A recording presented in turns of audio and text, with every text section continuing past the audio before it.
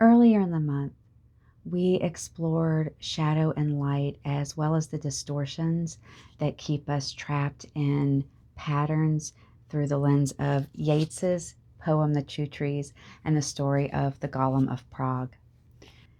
But today, in the Mystics Library, Marginalia, where we dive deeper, I want to explore this line from Yeats's poem, the specific one.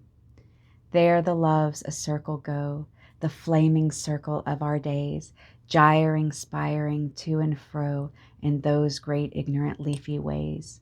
When I sit with this, I notice that Yeats does not describe love as something we climb towards. He describes it as something that moves, a circling or a turning, a spiral path, not a ladder, but a rhythm. And that feels important. So much of how we are taught to live imagines growth as linear, as if wisdom is something we ascend to, as if healing is something we finish.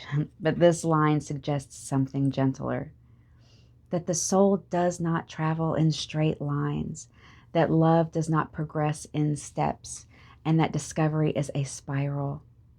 When we think we are failing in one place or another in our lives, it reminds us that an arising is just around the corner again. And so our becoming happens in rounds and returns, gyring, spiring to and fro. There's motion here, but not conquest, fire, but no force. And then Yeats says something that I find very tender for myself. Those great ignorant leafy ways. Ignorant not in the sense of foolish, but in the sense of not needing to know, not grasping, not controlling, not demanding certainty, a way of growing that trusts the seasons, the light, the turning of the year. In the tree of life, we see that Keter, or the energy center at the crown, is the unmanifest divine, like the Fool in the tarot deck. They are pure divinity unmanifest, and we wouldn't call that ignorant in the way of willful unconsciousness, but rather ignorant of all of the manufactured problems of a chaotic and complicated world. When I sit with this passage, it asks me quietly, where am I trying to turn a circle into a ladder? Where am I impatient with a rhythm that is asking to unfold at its own pace?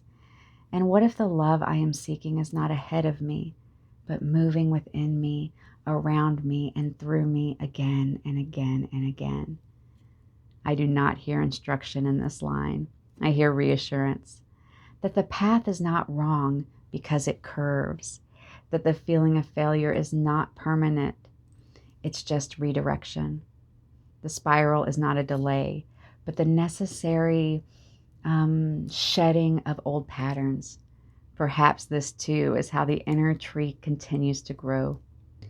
Thank you for reflecting with me today, Mystic Travelers. And I hope I will see you next week as we explore the story of Odin's sacrifice on the world tree. I'll see you there.